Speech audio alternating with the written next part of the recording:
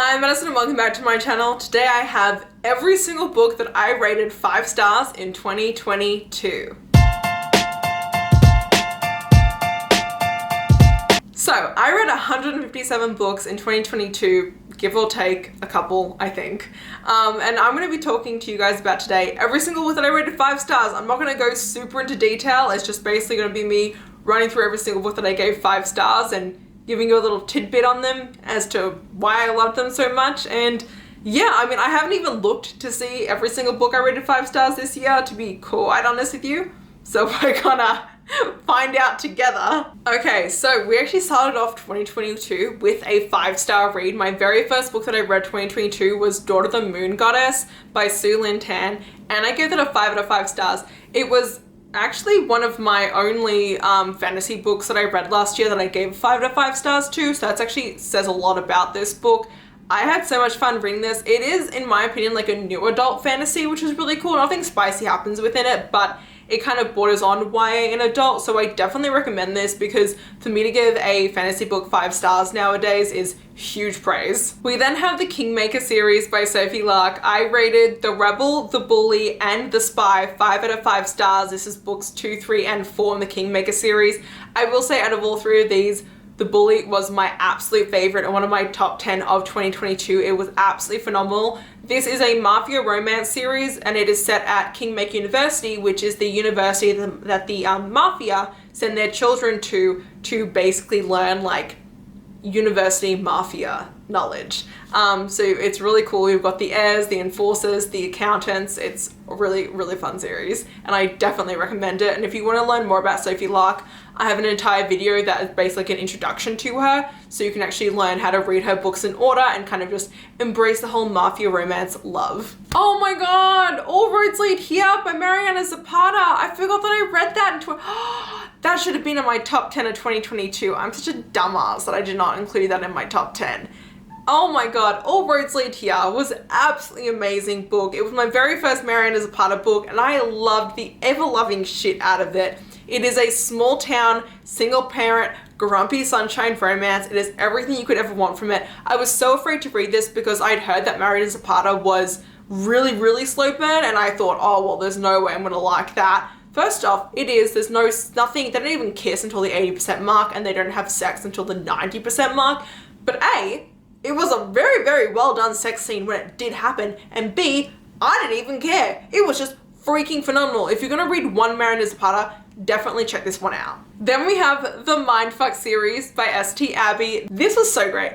The Mindfuck series was something that like blew up on Book Talk last year. It's something that I'd seen people read before, but everyone and their mum started reading it last year and I'm so glad I got on the train for it. I read it in like a long weekend and it was absolutely amazing. It follows a female serial killer and her romance with an FBI agent who is hunting her but doesn't know that he's hunting her. And it was so good, so amazing, 10 out of 10, definitely recommend. We then have The Words by Ashley Jade. I actually have it sitting over there. This is a book that took me absolutely by surprise. It was like 500 pages. I picked it up because my Kindle had died and I was like, oh, what should I read? And it was like the closest book to me, so I just picked it up. It is a very toxic relationship. It is also a rock star romance and I love the shit out of it. It was nothing like I'd ever read anything before and I devoured it in 2 sittings.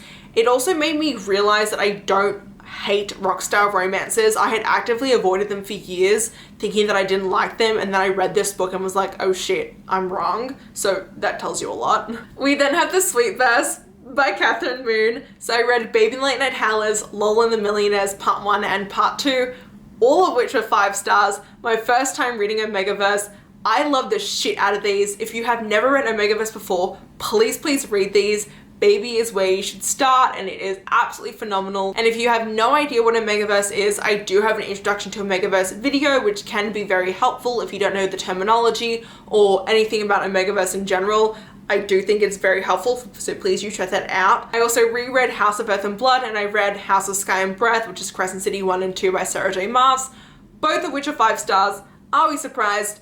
No. Oh, we then have A Brush with Love by Maisie Eddings. This is one of my only 5-star traditionally published romances that I read in 2022.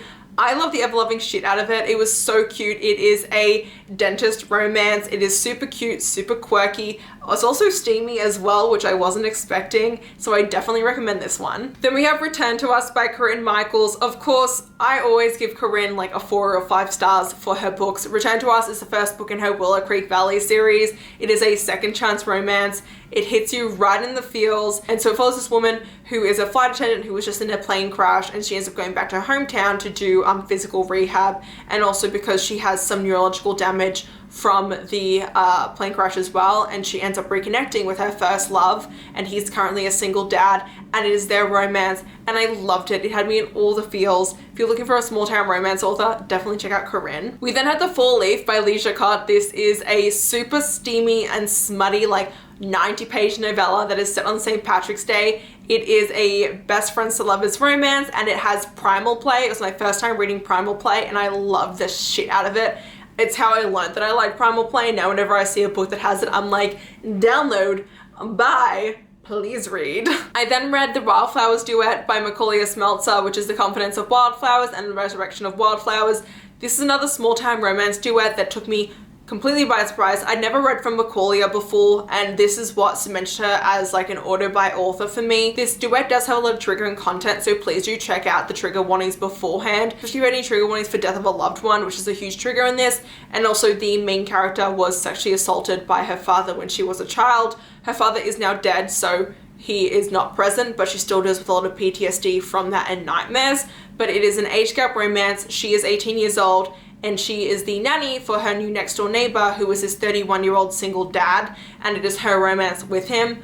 I loved it. I devoured it. I made it my entire personality after I had read it. It took over my entire life, and it was just phenomenal. We also have The Fine Print by Lauren Asher. This is a book that was super hyped up on Book Talk that I was so afraid to read because I was like, oh my god, everyone loves it on Book Talk. It is everywhere. Like, is it really going to be that good? And it was.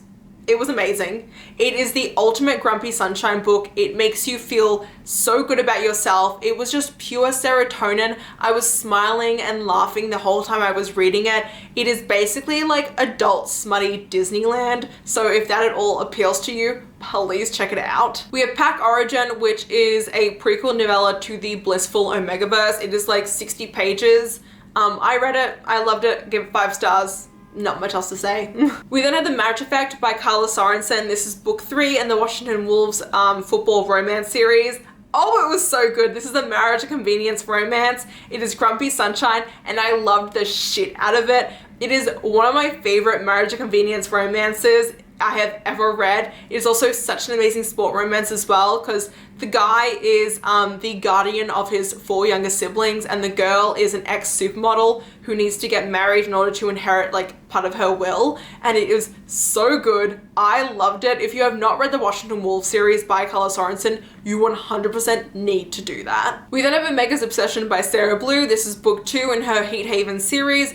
These are all standalone Omegaverse romances, and this one was really fun. This one also had primal play, and it is about a Omega who has an obsession with this alpha who is actually her brother's best friend, and her getting into his pack, and it was so much fun. We then have Bloody Union by Brooke Summers. This was actually a new mafia romance series that I started and actually had a lot of fun reading. The female heroine in this is actually the secret head of the Irish mafia, which like, dude, because she's a woman, she keeps it a secret that she's actually the head of the Irish mob, and it was amazing. It's her arranged marriage to one of the sons of the Italian mob, I think it is.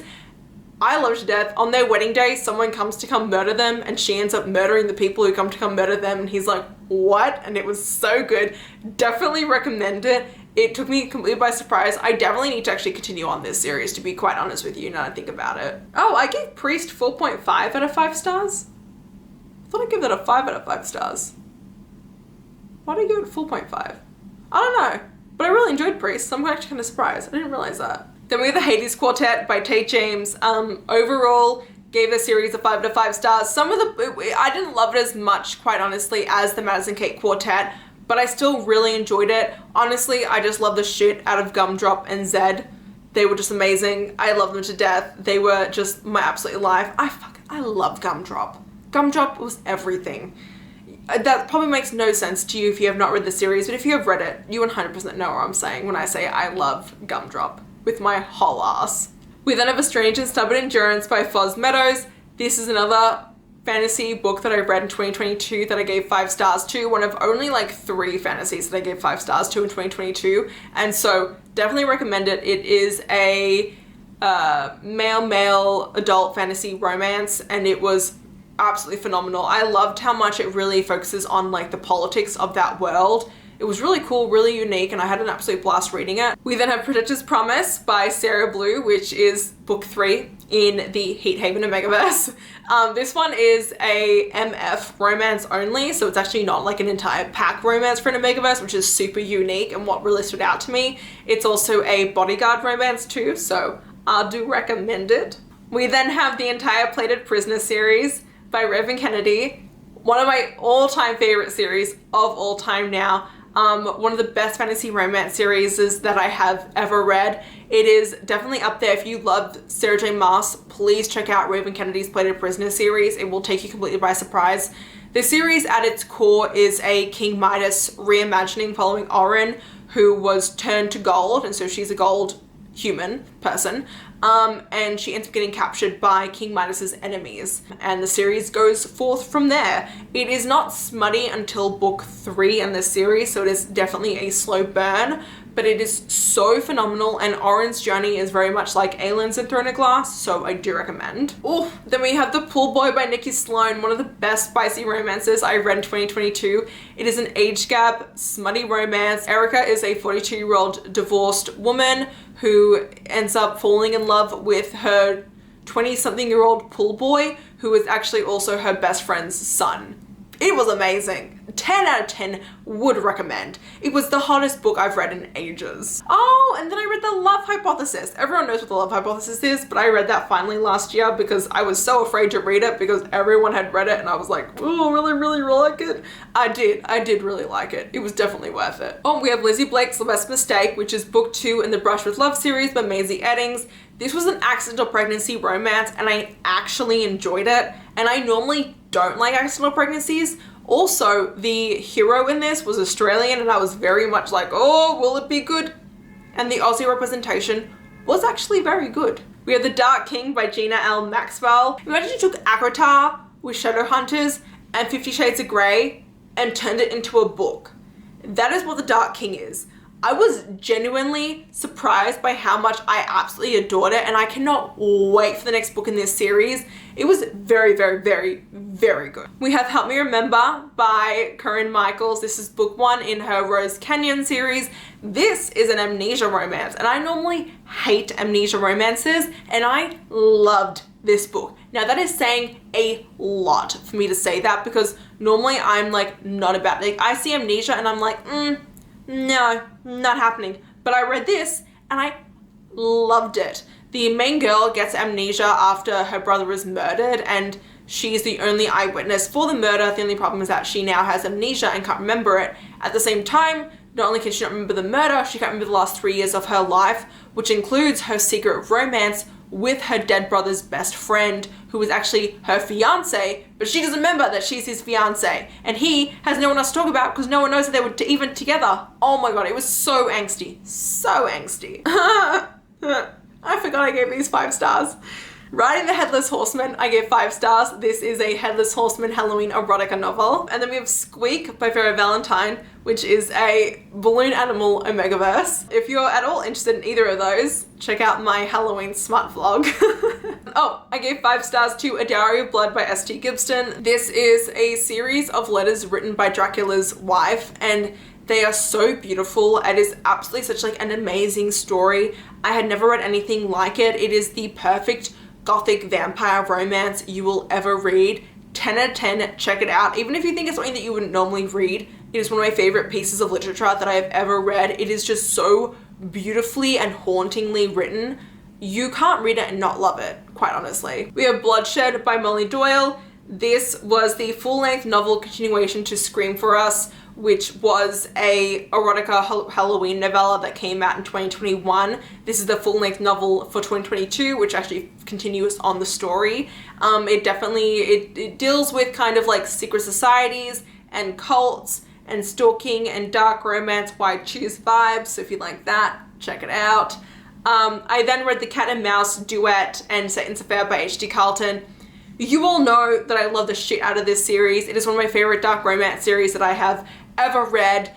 I love Zayd and Adeline's relationship. They were one of the most quintessential stalker romances that I've read, and I just think the way that their romance progressed as well throughout the series was freaking beautiful. Huge trigger warnings for this series, like huge trigger warnings. Please make sure you read them. But if you're okay with the triggers, check it out. And if you are someone who likes dark romances at all, you need to read this. Also, Sibby is now one of my favorite characters, and Sibby is getting her own book in 2023, and I'm going to cry because I love Sibby. I love Sibby so much. Please make sure that you read ᴛɪþᴏᴏᴅ before you read The Cat and Mouse duet, just because I think it makes a huge difference, because you get to meet Sibby beforehand, and you also get to get introduced to Zayd, and also a little bit of like some of the key players to do with The Cat and Mouse duet. I just think it makes everything better, personally. I also read Hollis Grove by liko, which is another one of her Holy Night novellas. This is her Halloween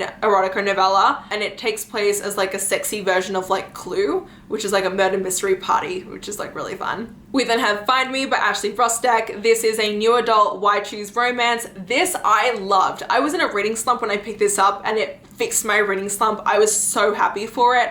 The fourth book is coming out this year, so I'm waiting to continue with the series until we get an official release date for it. But I loved it so much. You follow this girl and her entire family gets murdered by her stalker, and so she goes to the WITSEC program.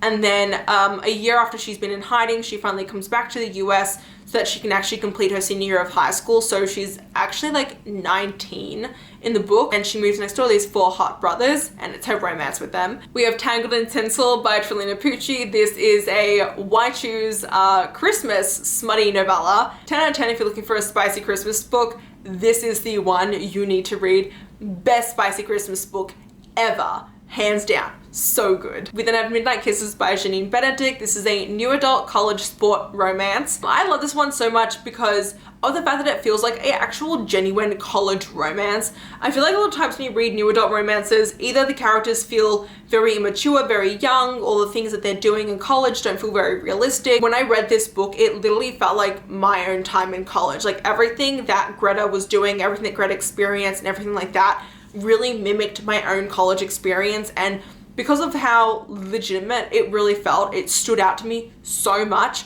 It's also super spicy, and it's also very kink chill. So when I say that, I mean like there's a lot of kinks in this book, but they're presented in a way that is very much like it's just your everyday way of life, which I was really appreciative of. Sometimes I feel like, you know, kinks are put into a book for the shock aspect of it being kinky, whereas this had kinks in it to the extent of it just being like, that's just the character's way of life, and I was really appreciative of that. Then we had the books I gave 5 stars to that were part of my Christmas smart vlog, and those are The Naughty List by Maya Nicole and The Naughty List by Allie Mae McGregor.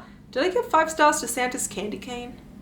I don't know if I did. I didn't actually rate them for some stupid reason. But The Naughty List and The Naughty List why are they the same name?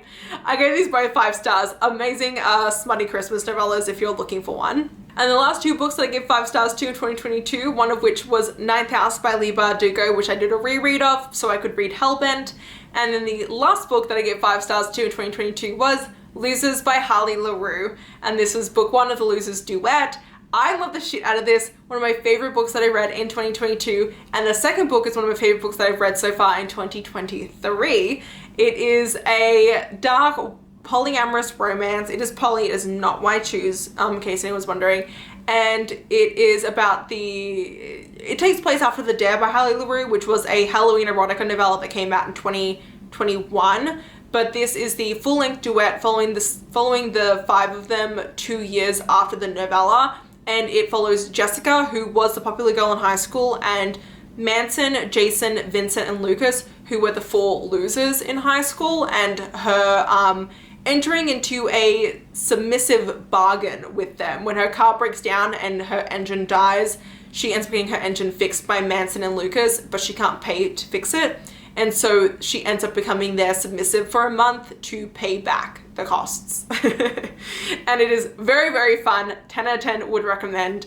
And yeah, those are all the 5-star books that I read in 2022. And yeah, if you enjoyed this video, please leave a down below. If you want to see more of me, please go to my channel. And until next time, thanks so much everyone. Bye-bye.